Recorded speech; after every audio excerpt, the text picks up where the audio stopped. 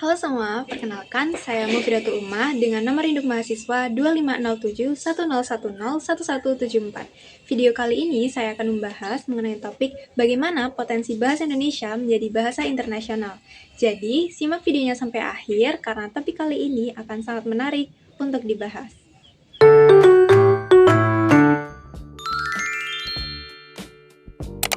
Bahasa Indonesia merupakan bahasa resmi Negara Kesatuan Republik Indonesia sebagaimana tercantum dalam pasal 36 Undang-Undang Dasar 1945 yang menyebutkan bahwa bahasa negara ialah bahasa Indonesia.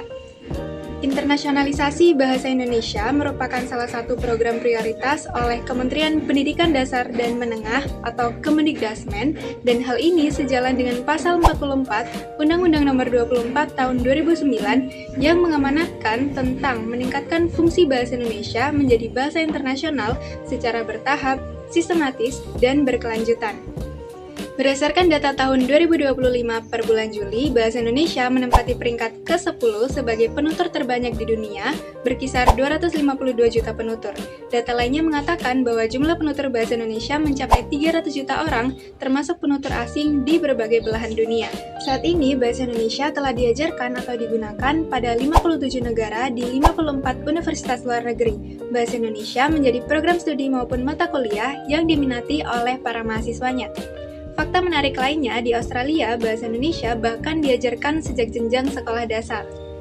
Selain itu, UNESCO menetapkan bahasa Indonesia sebagai bahasa resmi ke-10 dalam Sidang Umum ke-42 UNESCO yang diadakan di Paris pada 20 November 2023. Di tahun 2025, UNESCO juga telah menetapkan 10 bahasa resmi yang digunakan dalam sidang umum, dan dari 10 bahasa yang diakui, bahasa Indonesia menjadi salah satunya. Pengakuan tersebut menunjukkan bahwa peran bahasa Indonesia semakin meluas di kancah internasional, khususnya dalam bidang diplomasi budaya dan pendidikan dunia. Pencapaian ini tentu menjadi babak baru dalam upaya pemerintah untuk mempromosikan bahasa Indonesia ke tingkat global serta memperluas penggunaannya di berbagai ranah internasional. Dilansir dari artikel oleh kemendikbud.go.id, seorang dosen dan pakar bahasa Indonesia Universitas Muhammadiyah Yogyakarta, yakni Triwahyono, mengatakan upaya internasionalisasi bahasa Indonesia sebenarnya telah berlangsung jauh sebelum penetapan oleh UNESCO. Salah satu langkah penting dalam proses ini adalah diadakannya Program Bahasa Indonesia bagi Penutur Asing atau BIPA, yang berperan besar melalui kegiatan pengajaran yang kini telah menjangkau puluhan negara dan terus mengalami perkembangan setiap tahunnya. Triwahyono juga berpendapat bahwa keberhasilan bahasa Indonesia memasuki forum internasional dipengaruhi oleh karakteristiknya yang sederhana, terbuka, dan mudah dipelajari. Dari segi gramatikal, bahasa Indonesia tergolong tidak kompleks karena tidak memiliki perubahan bentuk kata berdasarkan waktu atau tense, atau perbedaan gender seperti dalam bahasa Arab dan Prancis.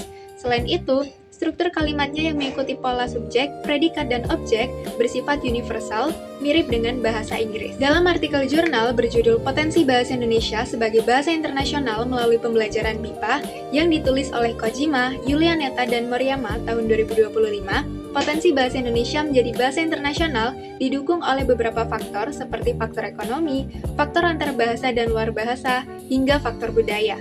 Dijelaskan pula ada kemungkinan lain yang muncul dari kenyataan bahwa bahasa Indonesia memiliki peran dalam mempersatukan berbagai nilai. Semakin seseorang mempelajari bahasa Indonesia dan memahami negara Indonesia, maka semakin mereka sadari bahwa bahasa ini dengan semboyan Bhinneka Tunggal Ika berfungsi sebagai jembatan komunikasi antar warga negara yang beragam dengan menghargai perbedaan etnis, bahasa, dan nilai. Jadi, fungsi bahasa Indonesia di bawah semboyan tersebut dapat diterapkan tidak hanya pada konteks keberagaman di Indonesia, tetapi juga pada keberagaman masyarakat internasional secara lebih luas. Hal ini menunjukkan pentingnya peran bahasa Indonesia sebagai bahasa yang membawa misi persatuan dalam keberagaman di dunia global yang semakin kompleks.